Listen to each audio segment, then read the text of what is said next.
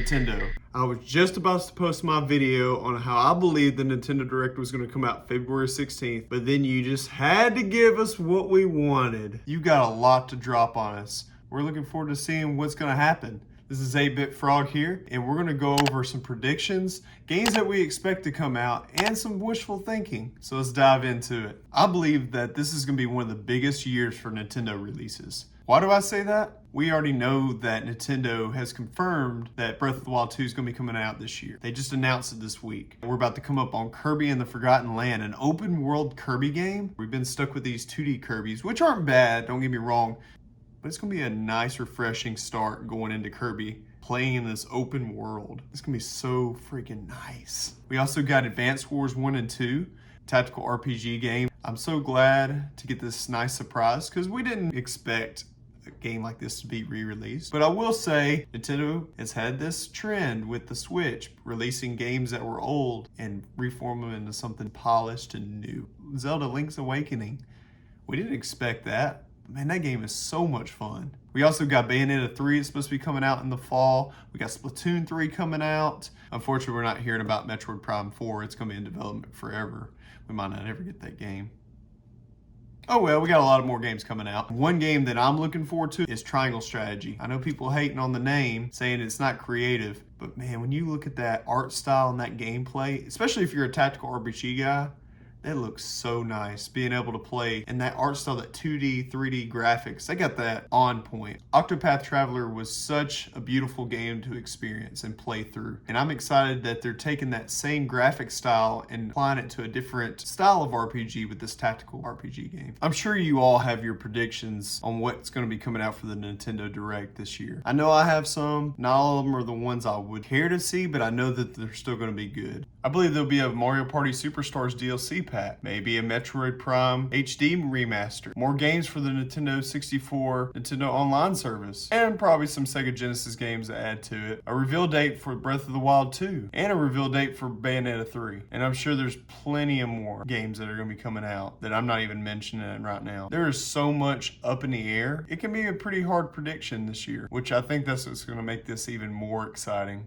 The one prediction that I'm super excited about, the year for a new Fire Emblem. This year has been the year of tactical RPGs. I literally saw 5, 6, maybe 7 tactical RPG games that are coming out. The Advance Wars 1 and 2 Reboot Camp, Mario and Rabbids, Spark of Hope, I believe that's the name of it, Digimon Survive, Metal Slug Tactics, the Marvel Midnight Suns, Triangle Strategy, tactical RPG. Why wouldn't Fire Emblem release a game? It just makes sense. This is the year of tactical RPGs. Plus, it's been 3 years since we've had Fire Emblem Three Houses release. What are they going to do with this next series? I'm sure we all do wishful thinking. These are the ones that I want to see. And that is a new Donkey Kong game. Imagine having a Donkey Kong game. It's like the Donkey Kong 64. I remember playing that for the first time, and that experience was really cool because they were implementing 3D style games. All we've had is these 2D style, which, don't get me wrong, Tropical Freeze, definitely one of the best Donkey Kong games out yet. Another one we all want, and I know I'm gonna say we because it's blown up everywhere, is Mario Kart 9 or something to that fashion. How are they gonna do that though? To be honest with you, I don't know. They did show us that they were willing to put other type of Nintendo characters in Mario Kart, bringing Link into the fold, Isabelle from Animal Crossing, the Inklings from Splatoon. What if they bring in Kirby for this new Mario Kart game? So many different avenues of characters they could add. This could be the next Smash Brother lineup through Mario Kart. And we heard some stuff like Nintendo Kart. Nintendo puts out good first party IPs, so we're just gonna have to put that faith in their hands and hope that they deliver the goods to us. The next games that are on my wish list is really more of a dual pack. Wind Waker, Twilight Princess HD Remastered. Even if the games individually come out separately, I am more than happy to get those. We were willing to get Skyward Sword when it came out by itself. What makes you think we won't pick up Wind Waker and Twilight Princess? Being able to play those games portably, natively through the Switch, playing it on my dock, take it with me in the car, even though I'm usually the one driving. Being able to play these games on the Switch would just be a nice addition to what they've been doing this whole time in re-releasing games. So why not just go ahead and give it to us? We're waiting. And the one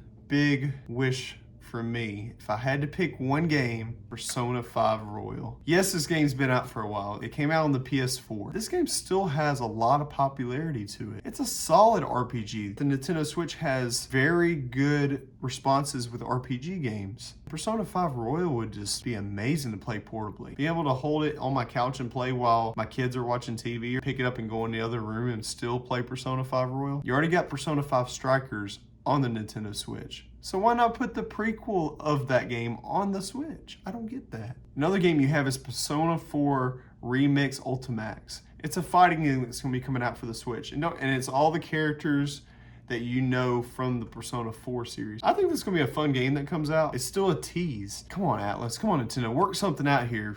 I'm pretty sure I can say this for everybody that loves Persona, but we are ready to see Persona 5 Royal finally make it to the Nintendo Switch library. That's some wishful thinking. Thank you so much for watching. Are you as excited as I am to watch the Nintendo Direct? Were there any games that I didn't mention that you're really looking forward to? I would love to hear about them in the comments down below. Join me tomorrow as we discover what lies ahead for the Nintendo Switch's future. Thank you all so much for your love and support. Until next time, 8-Bit Frog. Peace.